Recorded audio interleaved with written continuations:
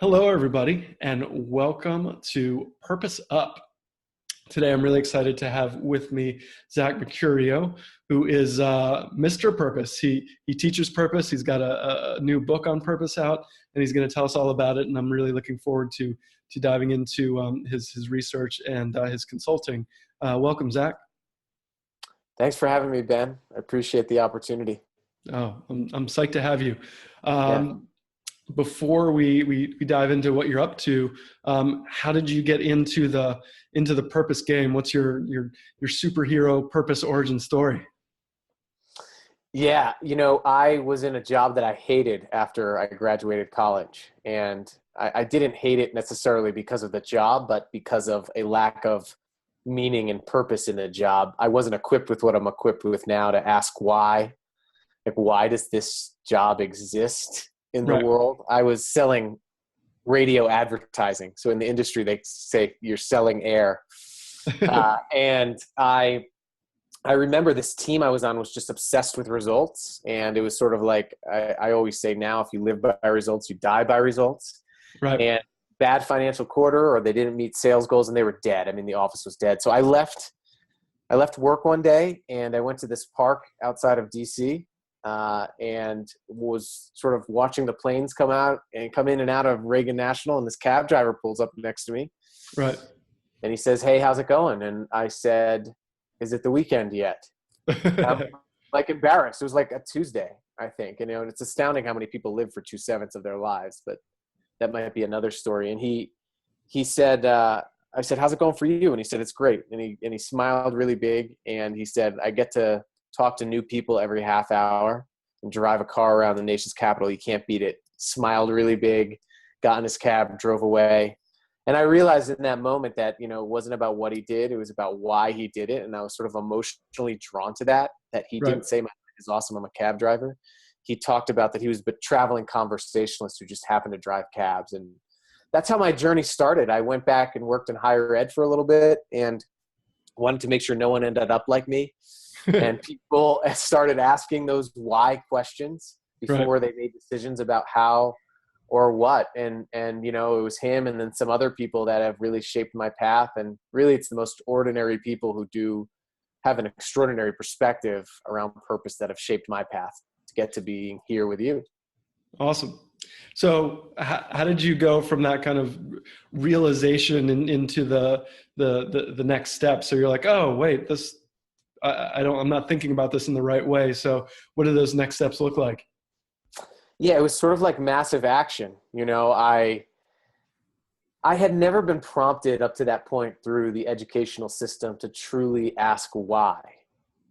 Like, why did I exist? Why was I doing what I was doing? And this cab driver just prompted it. I don't even know who he is. And I remember going into my manager at the time's office, sales manager, very numbers driven guy. And I was like, I think that I'm meant to do something else.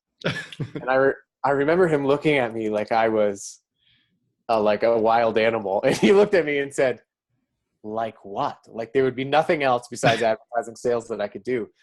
And I said, "I just think I'm meant to help people really become purposeful and passionate in their jobs.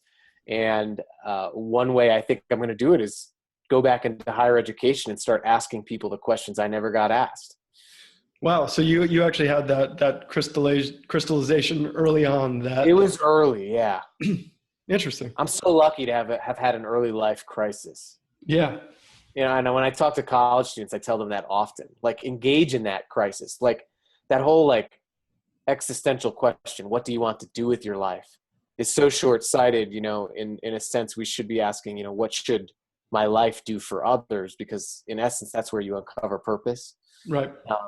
But we can get so caught up in acquiring and achieving things like grades, degrees, and jobs that we don't end up asking that question. And I'm lucky that I got shaken out of it early in my life. Right. Yeah. I think there's lots of people and that go through the motions of the quote American dream, and they get the job, get the car, get the status, and then they realize, this is a hamster wheel, and I'm not feeling fulfilled. And, I think this kind of purpose movement is kind of that answer to that question, like, is that all there is?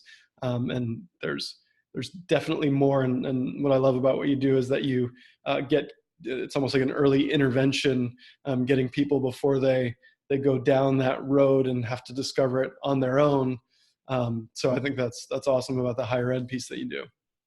Yeah. And then after higher ed, I realized I got involved in training and development. And I realized I had this realization that all of these people, all of these students are going to go work in organizations.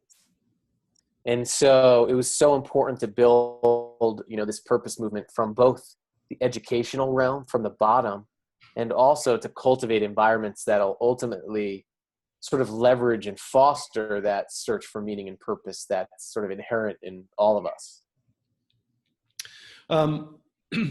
So what's been some of your biggest learnings going through the higher education research and teaching that have come from that? Because I assume that you've learned a lot over the years doing that. I have, and I think one of the biggest realizations that I've had is that this idea that people are motivated primarily, like I talked about earlier, to acquire and achieve things. Right. One of the realizations in higher ed that I had was I was at one of their new student orientation programs, and I was listening to one of the first sessions they had, and they told people to create a resume, but they don't even know why they're there. Like, right. We teach people to do things, what to do and how to do it before we know why they are. We do it in organizations too. I was doing a session once for some students who are undeclared, which is like a bad word now in college, especially in this job placement obsession era of higher education. And I asked, why are you here? And everybody was silent. It was like the most awkward question, apparently. And this woman in the front row, she like started crying a little bit, like I could tell. And I was like, are you okay? Right. And she said no one had ever asked me that before. She had been there for a year, and not one educator had asked her why she was there. And so it was sort of in that moment that I realized that there was a bit of a crisis in terms of how we educate and how we prompt students to think about why. And then I've noticed that just that misunderstanding of what motivates people all the way through into nonprofits, Fortune 500 companies, that we seem to default into motivating people with things, acquiring and achieving things, which a lot of the research since the 1950s and even since the 15th century has told us that people are searching for meaning and purpose almost above all else. I mean, it's interesting because I think our current education system is, it's designed to put people into squares and have them operate in those squares. So, these college students that you're getting are kind of a result of that. You're a cog in this system type of thing without, saying, is this the right system? Has any of the work you've done thought about going even like down below to try and address like the systematic flaws with kids that are younger? Yeah, I believe that every kindergarten student should start cultivating that question, why? I mean, to be honest with you, like, I have a 2.5-year-old. Right. And, as I was sort of thinking about this podcast today, I have a home office, and he was running around at my feet and said, Daddy, what are you doing? And I said, well, I'm working. And he said, why? And I realized that question is sort of wired into us since when we are toddlers. Like, when we first start making sense of the world, we are asking why. When we use language to ask questions, at some point that inherent questioning of why, and because it's annoying, and it's annoying because when people ask us why, we're forced to explain ourselves. Like, I remember I said, why? I said, I'm working. And he said, why? And I said, well, I think people will like and benefit from what I have to say. And he said, why? And at first I was like caught off guard. I'm like, what? But then I realized that why we have to take account for our lives, what we're doing, what we're spending our time doing, our existence. But at some point, that why question stops being cultivated. And so I want to see that cultivated starting right away before we track people into what they do and how they do it. Because instead of thinking that curiosity is annoying, we should think that curiosity is the future of our species as humans, because innovators are curious. Yeah, no, I totally agree with that. And, as we've talked offline a little bit, I'm going to become a new father in February. And, I want to have a great answer when, my child is old enough to ask me those questions and model that type of behavior that I would want that child to live into. So, it's funny because that why question is one of those problem solving techniques, the five whys to get down to the root cause. And it's funny thinking about that in terms of, finding your purpose or your reason for being. But it's kind of profound when it comes from the mouth of a babe. Yeah, exactly. When you apply the whole five why thing to like a strategy or a business decision, it's pretty easy. But when you go home and look in the mirror and you ask yourself five whys about why you exist, of what use are you to the world, which is what that question really asks, what purpose really is, it's hard. Yeah, but I think, what I do think does make it easier is the reframing that you promote, switching the question from what is my purpose to how and who do I want to serve. I think that is an important frame. I don't know if you want to talk about that a little bit, but I think it takes some of this existential pressure and promotes that empathetic viewpoint that you talk about. So I don't know if you want to expound on that a bit. Yeah, some of my work is with frontline workers. So some of my research is actually with janitors, Right. and how people who literally clean our environments and do work that society has relegated as dirty or menial.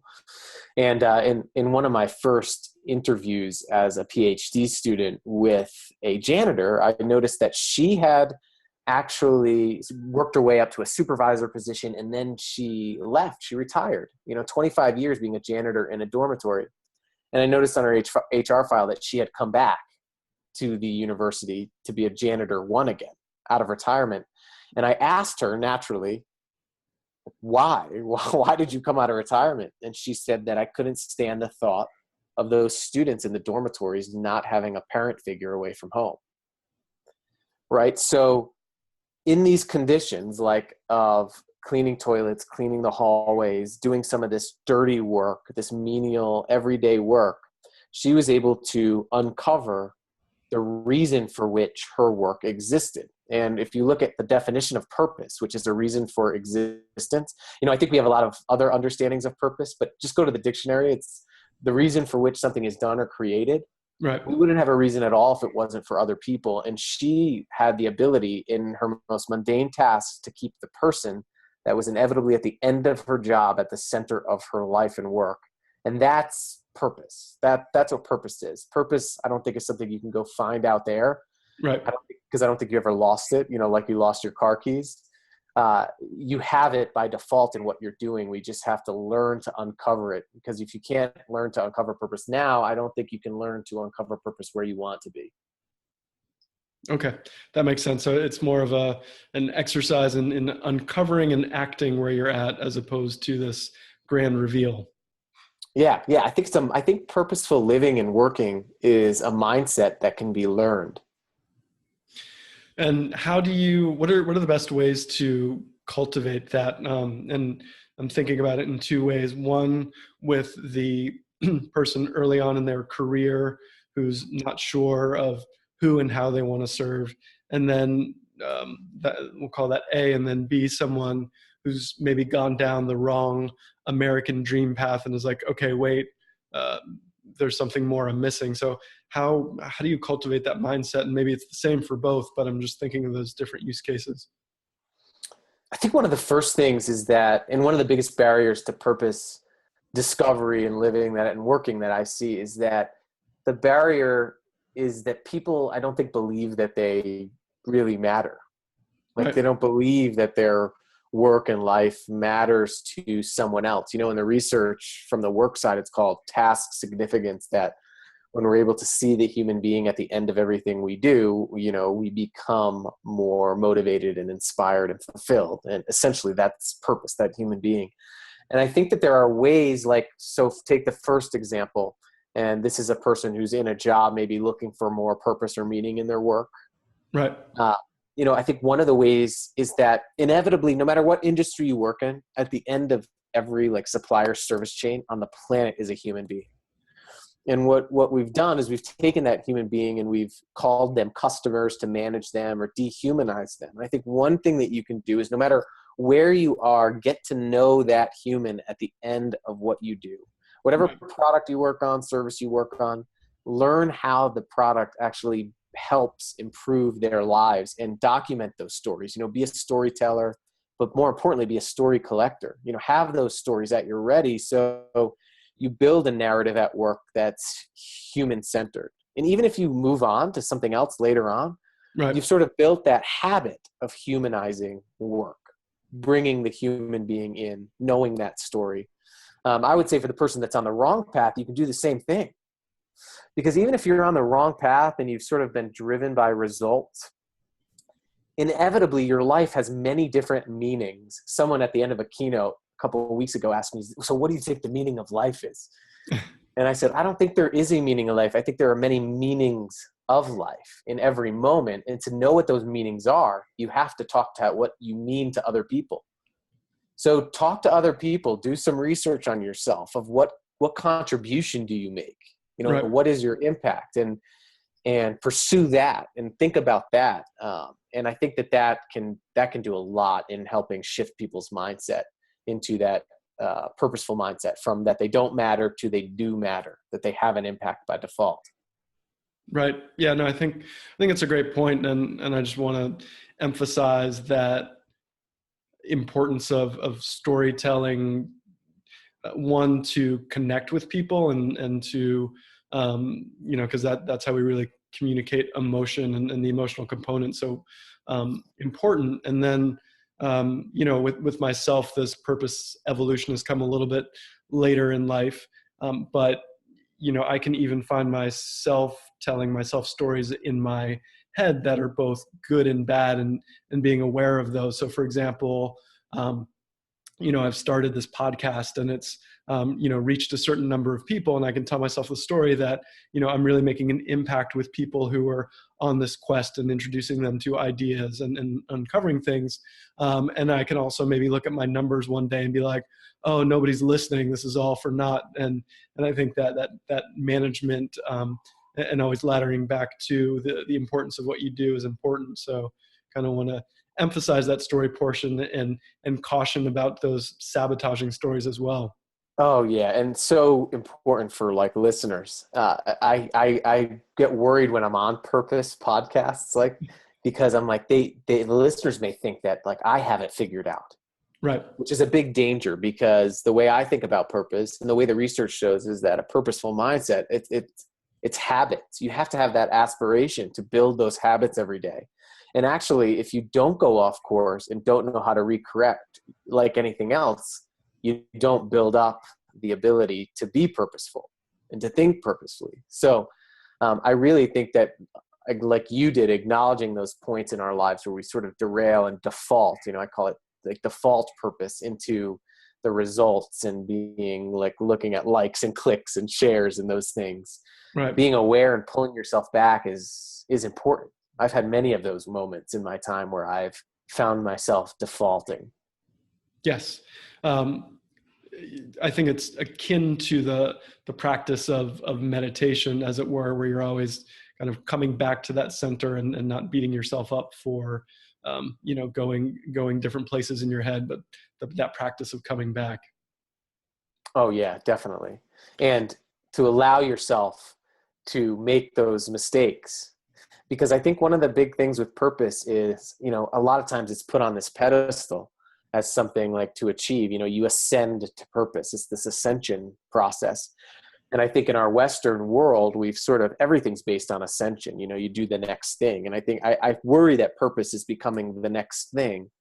But I really think purpose is not an ascent journey, but a descent journey. We have to get into ourselves and into the messiness of everyday life and the mistakes we make to really uncover that why and learn to uncover that why within the messiness of everyday life, not this idealistic, like sort of like TED Talk land. Right. Yeah. And I think to that end, what can scare people is that if they do feel a calling towards something and that scares them, that fear of failing at their purpose can seem synonymous with failing at life. So therefore they never start and embrace that beginner mindset that's necessary, if they're not already kind of have a practice there. So, I kind of want to emphasize that point, that fear of failure should be thought of as, how can I fail fast at trying out these different purpose exercises instead of failing at this one big thing in my life. Yeah, if your goal with this purpose work is to find one grand purpose for your life, like why you're existing, you may be becoming just as mindless to the present purpose now as you were before. I mean, I always say to people, if you think you've arrived, you're probably further away than you started. Because I think that, again, if we think of purpose as this grand thing, this golden sort of nugget to get, and everything will align after that, then it just becomes another thing to acquire. Right. But purpose is a reason for being, and you can't do a reason for being. You have to discover it. You have to cultivate it. You have to learn to discover it in every moment. I don't think it's a place you arrive to. Agreed. You mentioned that kind of defaulting back to result state. And I imagine want to kind of bring it to your recent process about writing and releasing your latest book that just came out. And congratulations on that, by the way. Thanks. Can you talk a little bit about, I want to get into the content of your book, but first I want to get into that process and the trials and tribulations along the way, before we get into the juice of it. Yeah, it's so weird when your work, like especially if I really exist to help people to discover and enact their purpose, and then I'm putting my purpose into a product, which is a book. That was a really difficult mental exercise to straddle, because from a publishing standpoint, you're being pulled into wanting to sell copies, write a book to sell copies. But really, I wanted to get these stories out into the world about making purpose an everyday activity, exercise, discovery that anybody in any job, across any socioeconomic spectrum, with any amount of privilege, can encounter and access. And that was my main goal. And so when I went into this process, I had to really be firm on that. And there are some decisions that I made, not spending all of my time doing a really long, extensive book tour around everywhere, to get my name out there, for example, was not one of those things I wanted to do. And I had to make that decision of why. And it's because I wanted to have more meaningful conversations like this around the work and continue to be able to do my transformational work in organizations and not have to take time off of that, because that's my purpose. So those kinds of conversations were difficult. But anytime you have a product or something that's launching and there are numbers associated, that's when I would say, go back and ask yourself those questions, outside of what you do or what you get for what you do. Why are you here? Why are you doing, Yeah. I mean, I can imagine the calculus of that decision making about, book tour where you could get the word out. And, I think scale is another interesting question, scale versus impact, and depth versus some interesting calculus there, but it's an interesting issue that you wrestled with. That was just one of the issues. How difficult was the writing process itself and bringing it to a state that was close to done? It was hard because it's published and I don't think it's done. After it got published, which was a couple of months, when you publish a book, it's done 6 months before it's published, quote unquote. And so in that time, I wasn't able to make any major changes, but I have another book I would like to write based on what I've learned since writing this book. And it's only almost a month later after it was officially published. And so, sometimes I find myself going back and reading my own book at night because I'm like, why did I say that? I learned so much from this conversation with Ben or whoever, and I wish that this could be incorporated into it. But I think that's the nature of this purpose work, is that it's ever evolving. And as you said, you're on your own journey. It's not a linear path. It's not a 5-step process. It's this plan where you're trying out all these delivery systems of delivering this reason that you have and that you've uncovered through everyday life. And it's a messy process, but I think that if you accept that it's messy and don't read your book after you publish it over and over, then, you really start practicing what you're talking about. Nice. And so let's dive into some of those practices. So for listeners that want to get a preview of some of the practices that you outline in the book, what are the recommendations you make to help people develop that practice? I think one of the first things that I tried to do in the book was dispel the myths of motivation. Okay. And I think that we have to, and it's that again, that things and results versus our search for meaning, and that our search for meaning is inherently human, and it's not a generational issue, that it's a human issue, and that until we're able to satisfy that search for purpose, a lot of these other things we do in our lives are going to seem, random and frustrating, I think.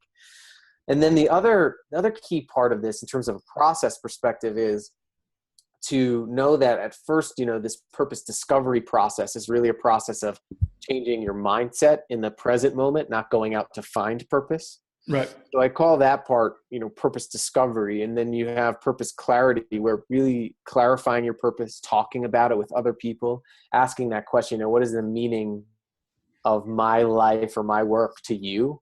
And then coming back, it's like an iterative process that you keep coming back to, and then learning how to align it and learning how to deliver it.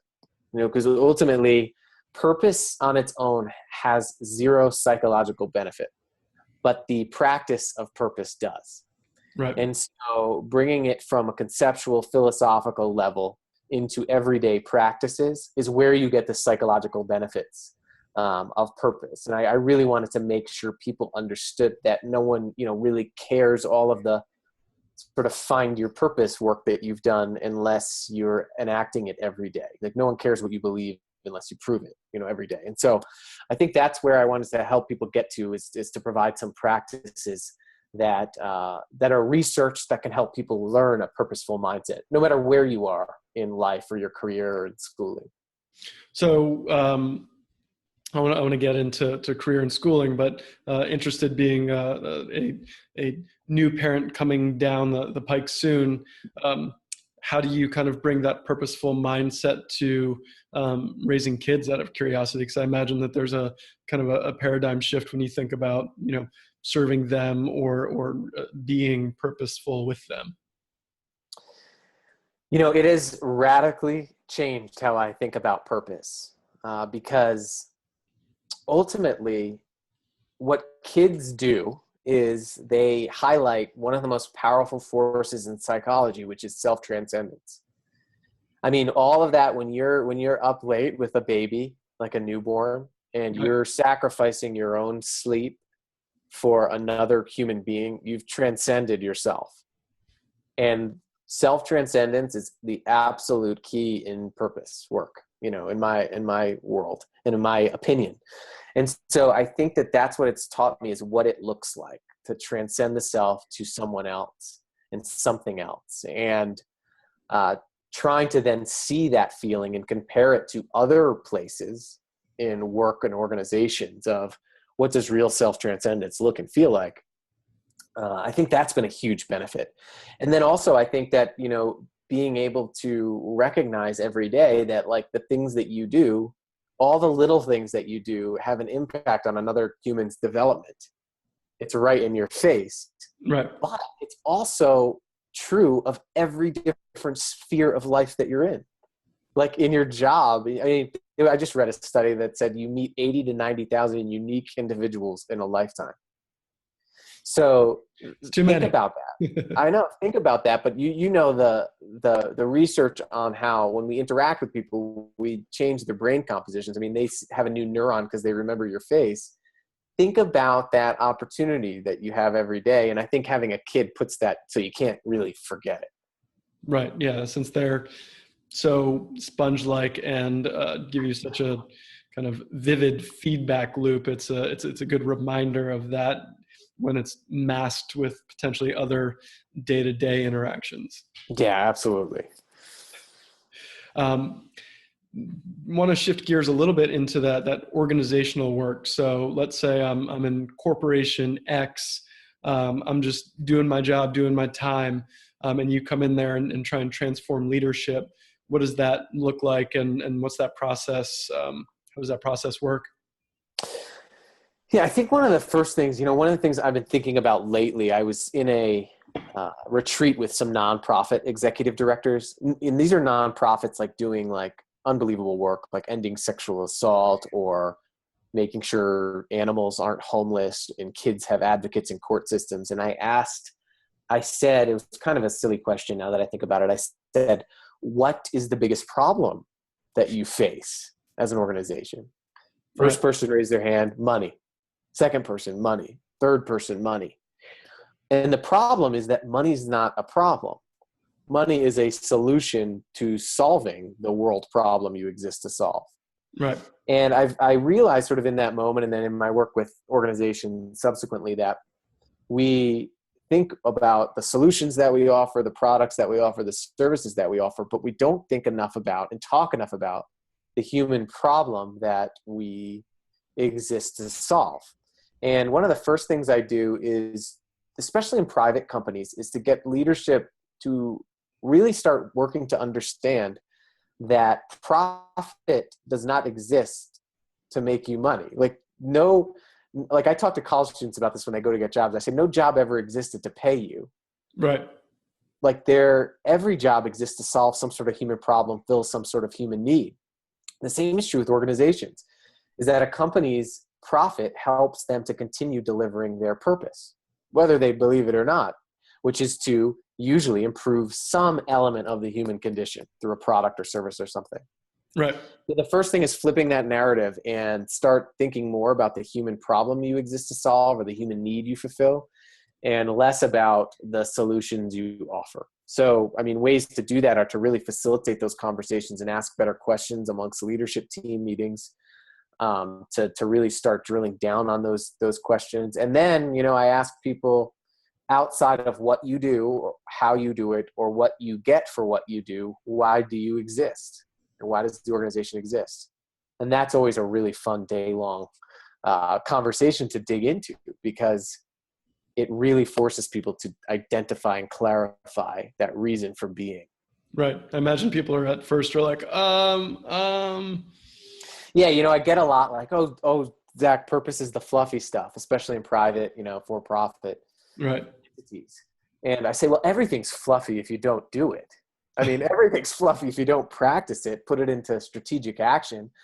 And here are some ways to actually start doing it. And I think that one of the most powerful ways is with this purpose work in organizations is to get people to feel and see what it's like to work with purpose. Because oftentimes people who are part of a system that's been around for a long time are resistant to change because they're experts in the old.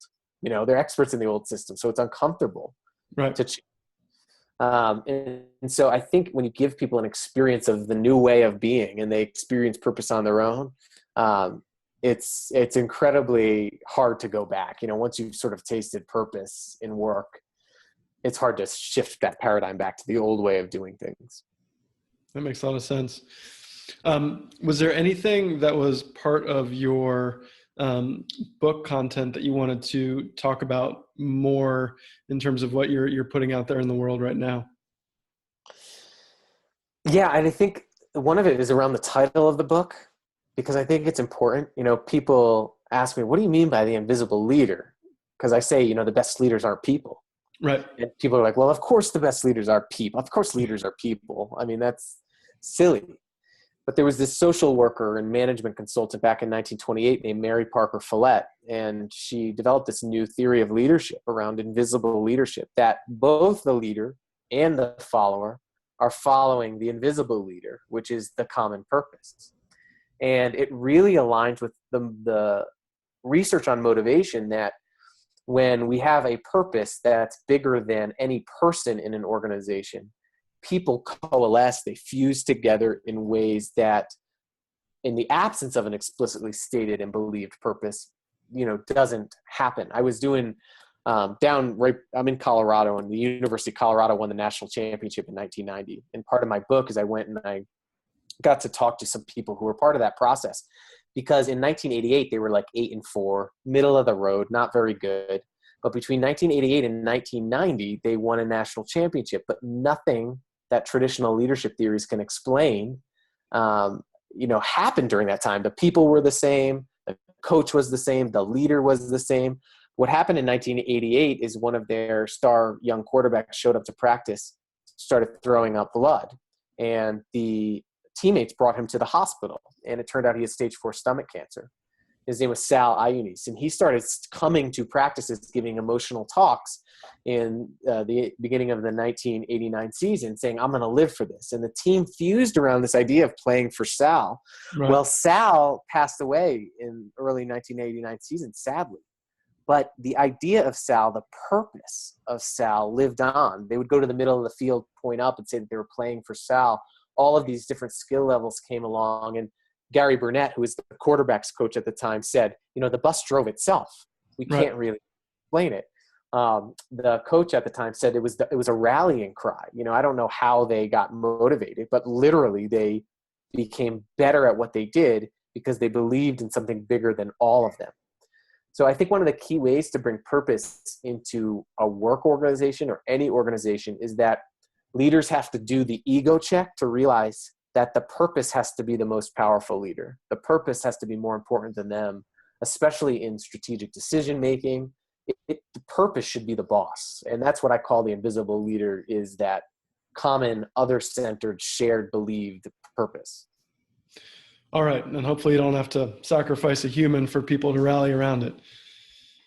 Yeah, I know. Right. But that's what I talk about when I tell that story, people are like, yeah, like that was a shared dramatic experience, but we have those all the time. Like there are dramatic experiences of people being affected by our services or products that are, that those stories are really compelling if we unlock them, and bring them into the everyday narrative. And I think every company does have and can have a world sort of altering reason for being.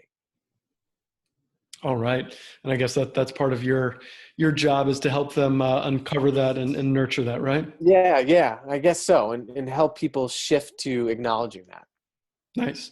Just kind of a last question on that. What's the biggest kind of resistance that you encounter when doing that work, and how do you overcome that?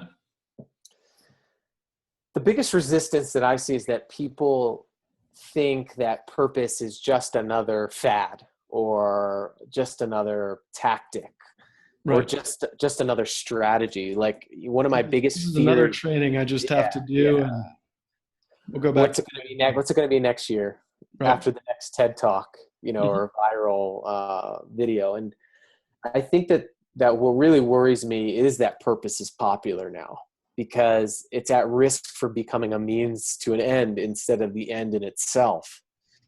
And so I think that one of the pieces of resistance is that, it's just another thing now, because the conversation around purpose has sort of been brought into the mainstream by people like Simon Sinek and others, who have done work in the area. But some of my work, I think, is that I try to pick up where like a Simon Sinek leaves off, and to say that when we practice purpose, when we get down and start doing things differently and see the results in terms of how people become engaged and come alive with purpose, that's when we start making transformation. So I think that you have to show people that. And one of the biggest ways I do that is through literally having them show each other. I was doing a session, just a brief example. I was doing a session for some supply chain managers, right, with a big electronic supplier, and they were relatively disengaged. I mean, they had a bad financial quarter, they were under the gun, under pressure. And I said, why are you even here? Like, why are you doing what you're doing? And this woman back of the room raised her hand. She said, I realized last month when I was sitting in an MRI machine, because I was diagnosed with cancer, that we distribute the widget for that MRI machine. And I've realized that my life really, and my job really existed for the past 12 years here Right. to save my own life. And the room changed. You talk about an antidote to disengagement. They changed. They gravitated towards her. There was lively conversation. But I think you have to show people from within that this matters and what it feels like to feel and see that purpose, to get it beyond just the stimulating level, to move towards transformation. All right. What else have we not covered that we should cover before we wrap up? Yeah, I think the biggest thing is that purpose is for everybody. And that's the biggest lesson that I've learned in working with. It's not just for you and me talking about purpose. It's actually for everybody. Yeah, but it's not for, I work with bus drivers, mechanics, janitors.